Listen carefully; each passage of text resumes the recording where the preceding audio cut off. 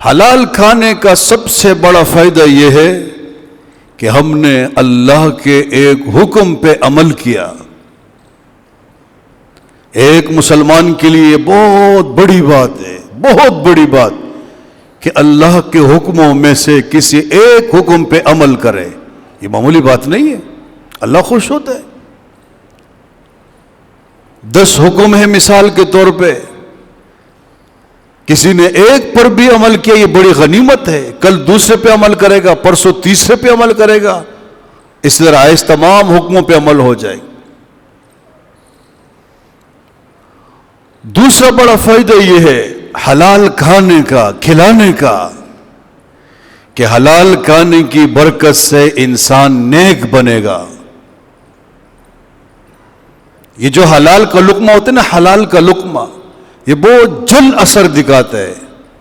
کوئی بھی لقمہ پیٹ میں جاتا ہے، حلال کا ہو حرام کا ہو، فوراً اثر دکھاتا ہے.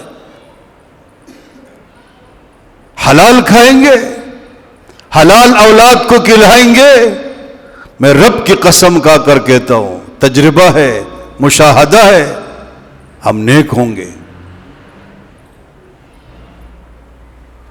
وہ ایک شخص سے کسی نے پوچھا، اللہ نے اس کو 6 بیٹے دیے تھے، 6. کہا ما سبب صلاح اولادک،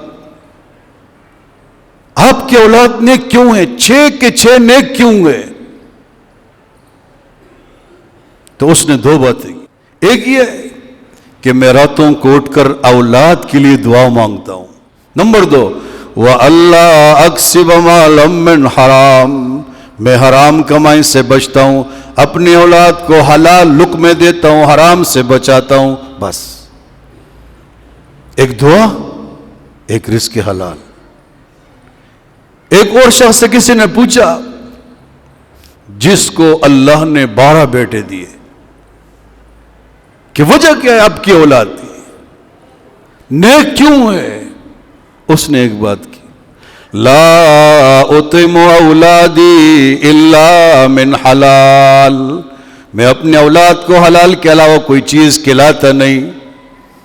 جب بھی کھلاتا ہوں ان کو حلال، ان کے پیٹوں میں حلال کے لقمے ڈالتا ہوں، حرام سے ان کو بچاتا ہوں، اس لیے اولاد نیک ہے. یہ کوئی مشکل کام تو نہیں. 3 وقت کھانا کوئی ضروری ہے؟ کمائی کم ہے، آمدنی کم ہے، 2 وقت کھلائے، 2 نہیں کھلا سکتے 1 وقت کھلائے. مرغی نہیں کھلا سکتے، گائے کا گوشت نہیں کھلا سکتے، بریانی نہیں کھلا سکتے، چٹنی کے ساتھ ان کو کھلا، پیاز کے ساتھ ان کو روٹی دو، پیاز نہیں، چٹنی نہیں، سوکھی روٹی، وہ ان کو کھلاؤ، اولاد تو نیک ہوگی نا.